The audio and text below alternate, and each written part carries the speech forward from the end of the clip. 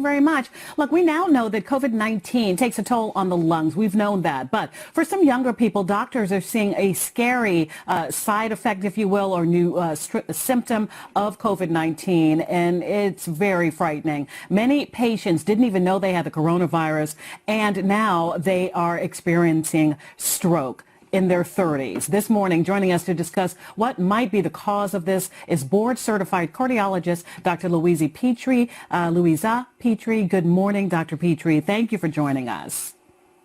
Good morning, Alison. Yes, that's the latest twist we are learning as all of us are looking and learning about symptoms of COVID-19 real time. There is something new that we are noticing. A lot of patients coming to the hospital with new symptoms like blue toes, strokes, heart attacks, and they're all COVID positive. And it took a while, and finally we're learning there is a new way that coronavirus affects the body. It's a clotting problem.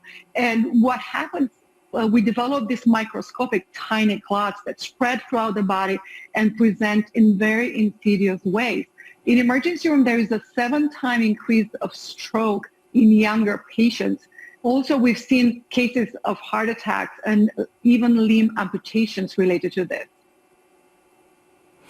Dr. Petre, we know you're a cardiologist, you're a professor at Mount Sinai in cardiology. Why would this connection be made in your expertise between stroke and even heart attack and all of that in COVID-19? Well, first of all, we noticed there is a general decrease in non-COVID related cases going to emergency room, but all these cases present they're all COVID positive. Also has been noticed that clotting problem became one of the top 3 cases of death.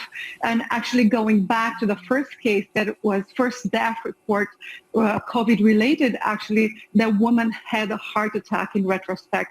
And these are all clotting related. Also, they did autopsies in people in China, and they noticed that the lungs are covered in tiny clots, and they're so tiny that even a CAT scan could not pick up on those. That is both horrifying and fascinating. So that's how clotting would be linked to the virus then somehow. Would the virus cause, or would whatever's going on cause the clotting that you're seeing? Correct. Also, what is difficult in this case, and it's very challenging, it's very difficult to treat because once you put people on blood thinner, they still develop clots. Nurses have challenges. IV lines get blocked.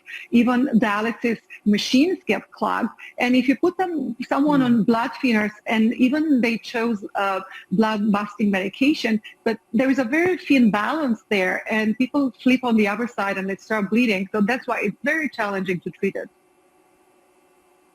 So the treatment is challenging. Dr. Petre, pardon my ignorance here with this statement, but when we've seen that the model of what coronavirus looks like, we can't help but notice those, those little spokes going out there. And I'm thinking of almost like sickle cell disease. Would it be like a physical thing with how coronavirus looks as far as blocking or clotting some of the blood and the pathways? Is it as simple as that, or is that just a layman's look at what the coronavirus looks like?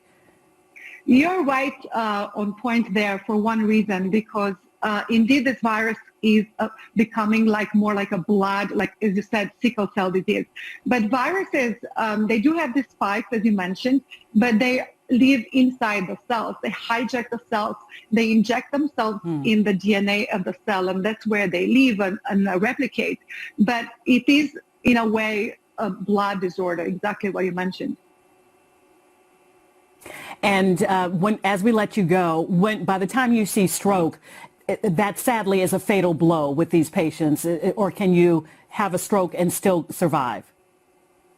Well, as they say, time is money when it comes to strokes. Being in the hospital within 3 hours, that's critical to receive appropriate treatment.